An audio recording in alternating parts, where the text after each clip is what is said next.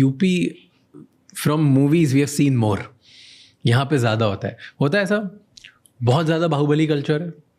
सो अगर आप कल्चरली देखेंगे तो यूपी, खास करके जो यूपी का ईस्टर्न पार्ट है, that's called Purvanchal. So Purvanchal और Bihar culturally is very very close to each other. In fact जो टेरेन पूरा देखेंगे, इट्स द गैंगेटिक प्लेन्स। जो लैंग्वेज देखेंगे, भोजपुरी बोली जाती है इस तरफ भी, पूर्वांचल में भी। तो कम से कम जो पूर्वांचल वाला रीजन है यूपी का, that is very culturally similar to Bihar, and that then extends to बाकी चीजों में भी, which is कल्चर नहीं है। so whatever you call it, but वो इतने close links है कि वो फिर आपको वो बाहुबल में भी उसी प्रकार की पॉलिटिक्स में भी, सोशल स्ट्रक्चर्स में भी, हर चीज में वो दिखता है आपको। कहाँ से स्टार्ट हुआ ये? सो बाहुबली कल्चर आज़ादी के बाद, you know, we formed governments at the centre in the states. Congress leading party थी हर जगह पे। It had very stable governments across, and 1967 was the year when सबसे पहली बार कांग्रेस को झटका लगा और बहुत सारे स्टेट्स में उसे मेजॉरिटी एक तो नहीं आई सीट्स। बहुत सारे स्टेट्स में it was not even the leading party, it was the second party. जैसे केरला वगैरह में in fact it could not even form a government. Uttar Pradesh में it could not get a majority. Bihar it could not get a majority. This was the first time that governments of other parties were formed in many of these states, right? यही वो time था जब आप देखेंगे, so we were very devoid of employment opportunities, बहुत ज़्यादा नहीं थी, इंडस्ट्रीज बहुत कंट्रोल थे, लाइसेंस परमिट राज था।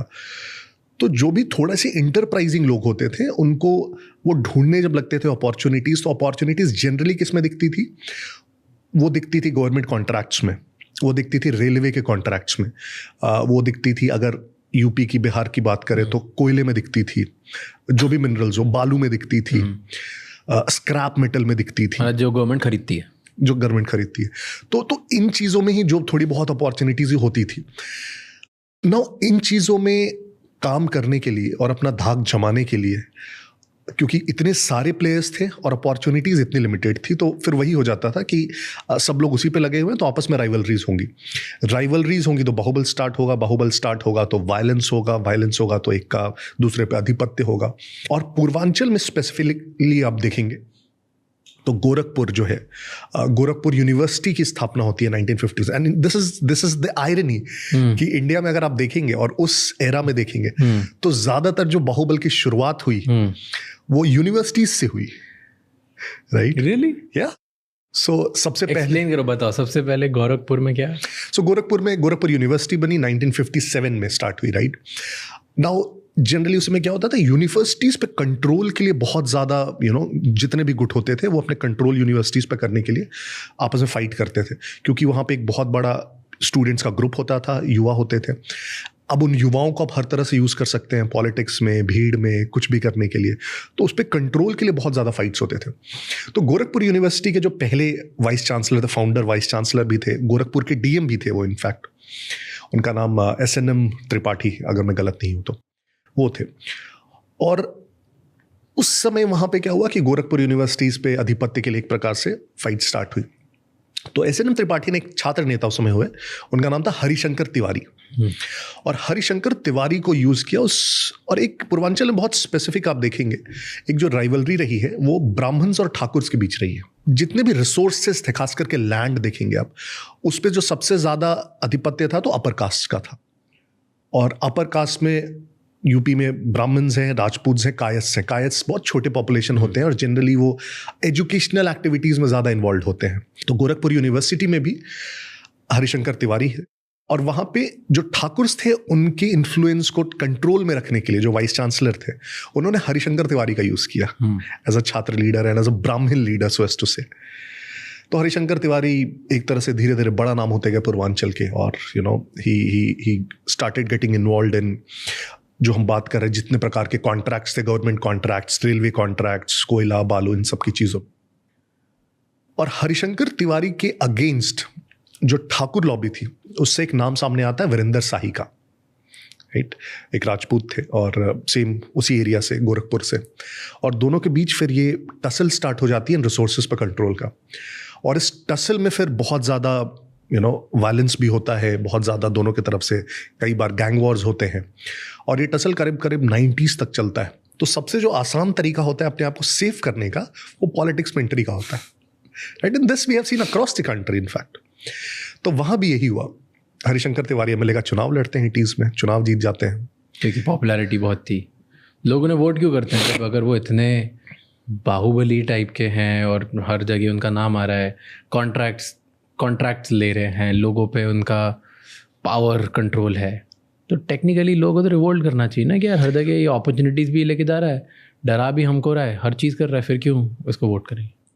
मल्टीपल फैक्टर्स हैं।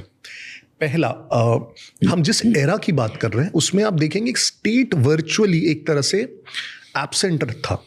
सो अगर किसी को, अगर कोई क्राइम होता है किसी के साथ, उसे जाके पुलिस में एफआईआर करना है, अब ज़्यादातर केसेस में देखेंगे पुलिस एफआईआर तक नहीं लिखती थी या डांट के उसको भगा देती थी, जाओ तुम यहाँ से, अगर वो बहुत जनरल नॉर्मल इंसान है, unless somebody is very influential. तो एक तरह से स्टेट वाज वर्चुअली एब्सेंट, और जो एक हक दिलाना चाहिए स्टेट को नॉर्मल, या सर्विसेज देना चाहिए नॉर्मली स्टेट को, वो दिलाने में असमर्थ थी। आप देखेंगे ज़्यादातर जो ये बाहुबली हैं, इनको जब आप इनके न्यूज़ रिपोर्ट्स पढ़ेंगे, मीडिया रिपोर्ट्स पढ़ेंगे, तो कई बार इनको रॉबिन हुड बोला जाता है, ज़्यादातर को। उसका रीज़न यही है कि वो उसकी मदद करते थे, तो कोई बीमार है तो उसको पैसे दे दिए, किसी को कुछ करना है तो कहीं फ़ोन कर दिया। तो इस प्रकार के हेल्प करने सब क्या होता है, people get obliged of course, and as a last resort. इनमें से ज़्यादातर बाहुबलियों के यहाँ आप देखेंगे, उनके यहाँ घरों पे दरबारें लगेंगी। अब तो बहुत कम दरबारें लगती थी, वहाँ पे फैसले सुनाए जाते थे, उन फैसलों के खिलाफ आप अपील नहीं कर सकते थे कहीं और जाके, those were the final orders. ये पहला। दूसरा, there was a lot of caste based affiliation. तो ये मेरे ख्याल से आज भी हमारी मेंटालिटी में है। जो बाहुबली हमारे कास्ट के होते हैं खुद के, वो हमें हीरो लगते हैं, और दूसरे कास्ट के बाहुबली हमें क्रिमिनल लगते हैं। क्यों ऐसा? इट्स वेरी नेचुरल, क्योंकि सी एज अ आइडेंटिफायर इंडिया में, खास करके जिन स्टेट्स के हम यूपी की बात कर रहे हैं, एज अ आइडेंटिफायर हम लोग कोई आइडेंटिफायर चाहते हैं अपने आप को एक ग्रुप में एसोसिएट करने के लिए, एंड कास्ट वो बहुत बड़ा आइडेंटिफायर रहा है हमारे लिए हमेशा से। तो मेरे अपने कास्ट का व्यक्ति दूसरे कास्ट के व्यक्ति से किसी भी दिन बेहतर है, ये मैं मान के चलता हूं।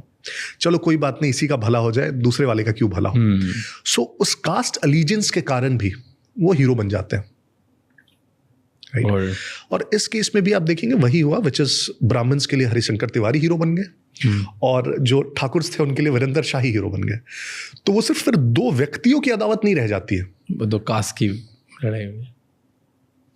तो फिर यहाँ से जो तिवारी जी थे, इन्होंने स्टार्ट करा, ये एमएलए बन गए फिर, एंड देन वीरेंद्र शाही भी एमएलए बन गए।